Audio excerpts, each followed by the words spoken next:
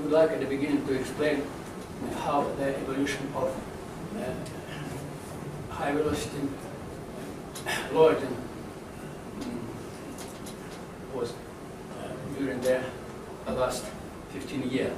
At the beginning, the majority of experiment, the majority of the experiment has been conducted under inertial stress condition. Maybe majority of you knows the Taylor experiment and the Hopkinson experiment and other experiment. But in this experiment, only impact velocity can be measured. And approximately at the 1962, a new technique has been developed at uniaxial strain condition.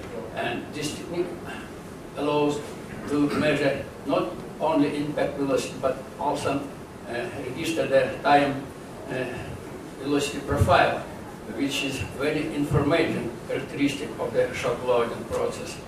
And the next step was has been made in 1974 by Barker and Assay, United States, from scientific laboratory. They developed the technique which can measure not only the average velocity, that is the mathematical expectation of the particle velocity distribution function, but also the dispersion of the particle velocity at the mesoscale.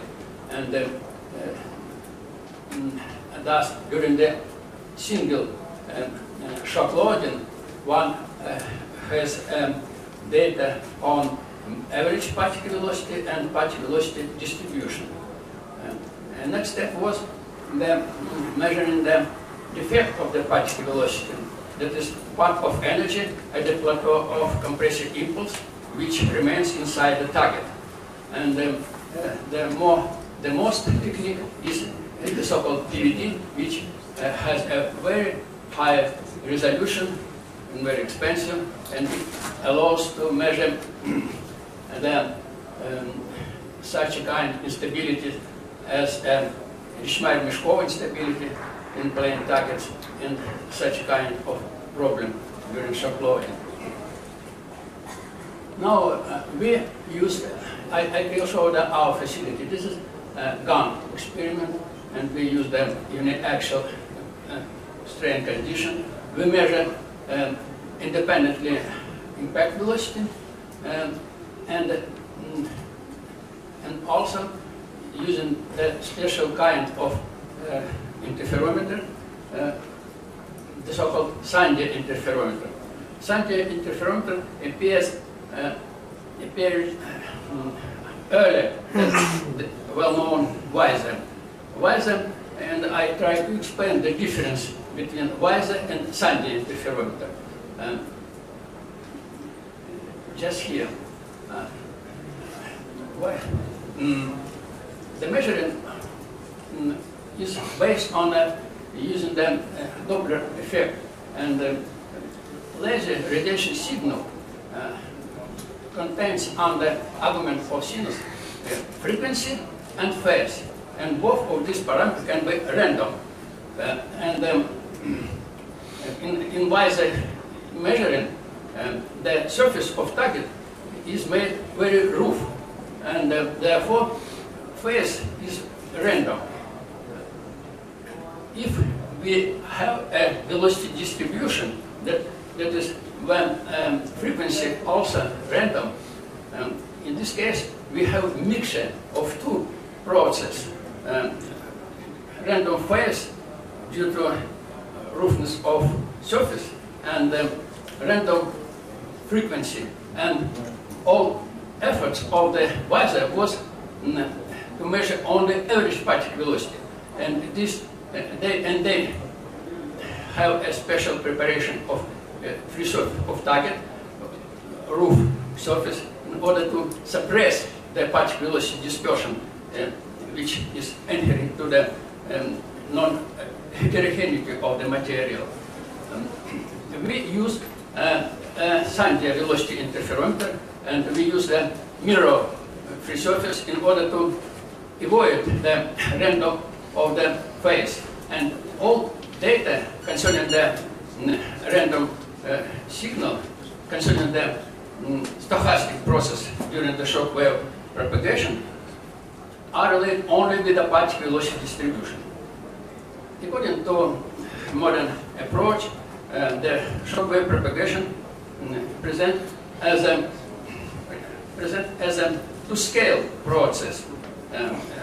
Mesoscale 1 with size of element approximately units microns, and microscale 2, this is hundreds microns. And depending on whether the shock wave steady or not steady, the dispersion may be very different. In this profile, in this profile, one can see a red line is dispersion. The middle of maximum of the particular dispersion just coincides with the middle of the plastic front, and average particle velocity, elastic precursor, plastic front, plateau, and so on. Our interferometer, Sandia interferometer, can measure distribution of particle inside that one element, one structural element of mesoscale 2. That is, we can measure distribution particles of micron size inside one element of the particle distribution of mesoscale 2. In this case, we have a time history of one separate element of mesoscale 2 and distribution of particle inside this element. I would like to underline that our measurement is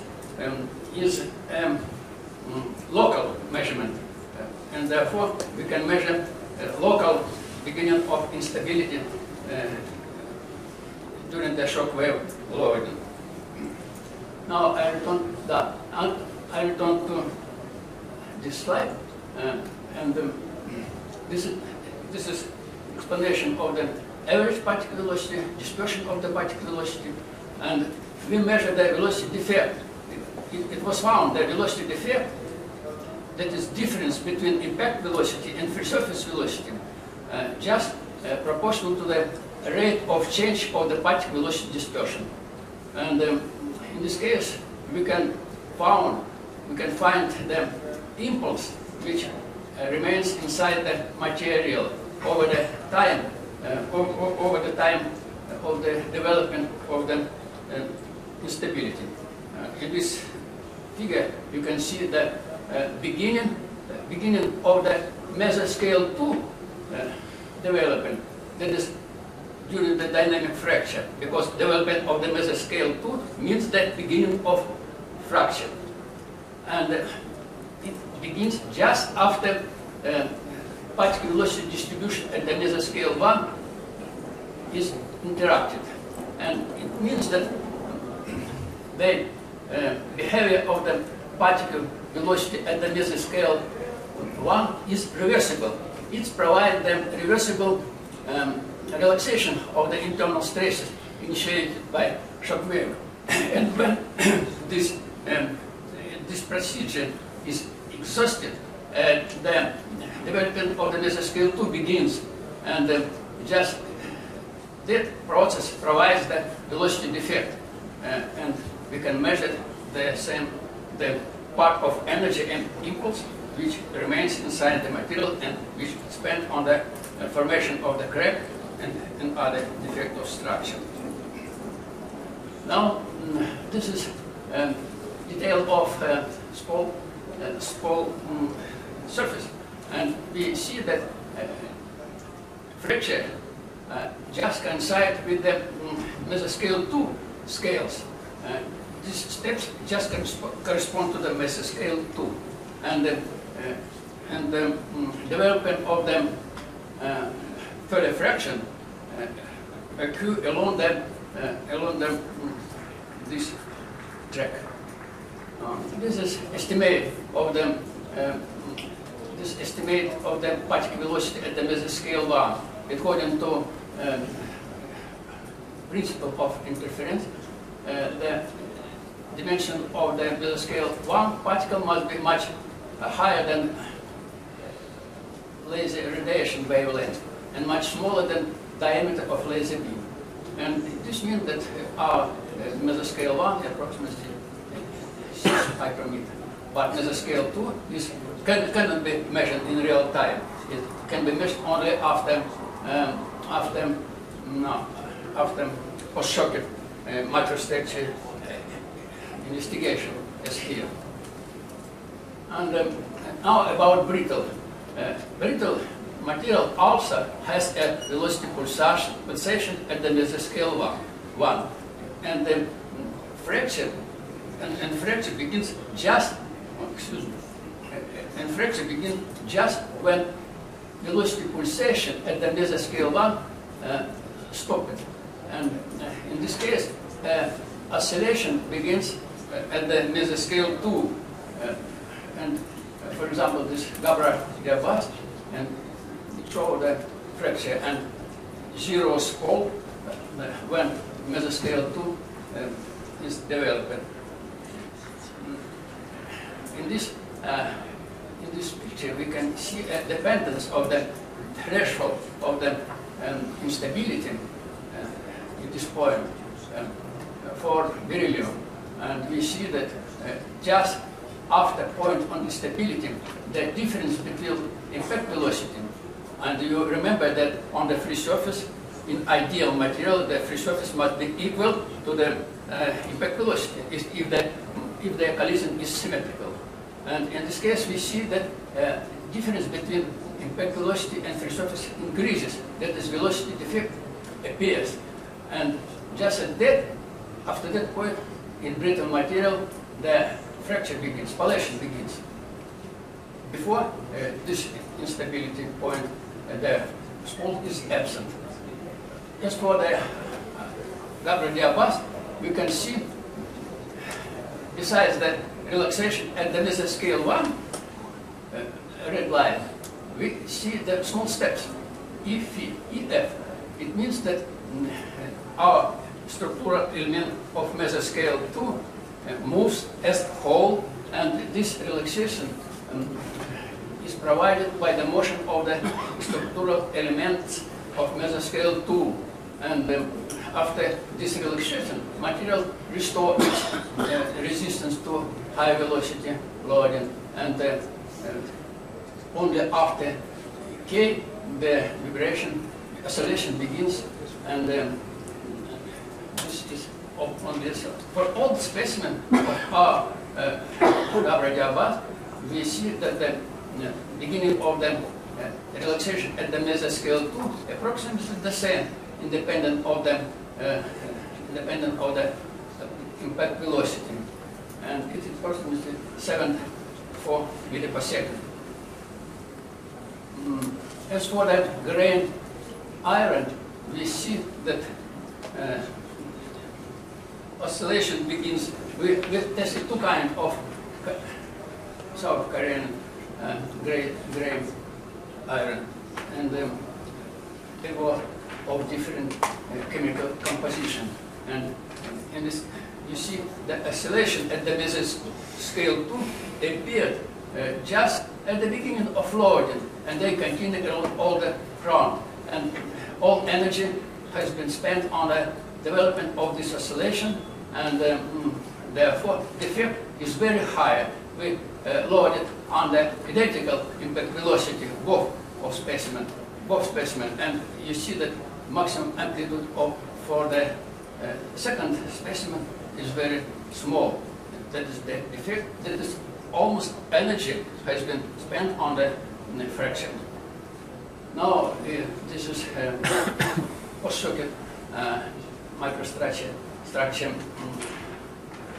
patterns of the for both kind of gray iron. You see that that specimen which has much higher impact velocity, small defect, has the much smaller pores. And lastly, about the amorphous material such as this glass, you can see that the higher impact velocity, the the smaller spallation. Because and small impact velocity, the degree of the fracture at the plateau of compression is smaller, and therefore is called higher. And we have several formulas. What is the time for me? Have I time? How much time I have? Yeah. What is the time for me? It's called, eh? Okay. It means I only explained that, and that for Gabriel Gabas we calculated by using previous formulas the value of displacement, local displacement, and in this case we obtained for mesoscale 2 the value of displacement, local displacement, is very small, at approximately 100 nanometers, while for the mesoscale 2, due to these steps, the value of the displacement equals 3 micrometers, which is much later. The conclusion are the process of shock front in brittle material can be divided by 2 stages. The first stage corresponds to reversible nucleation of microcrack of size 100 micrometers. And the second stage corresponds to nucleation irreversible growth of crack owing to motion of structural element of mesoscale 2. Initiation of mesoscale 2 means the beginning of fracture under dynamic compression. And that's all.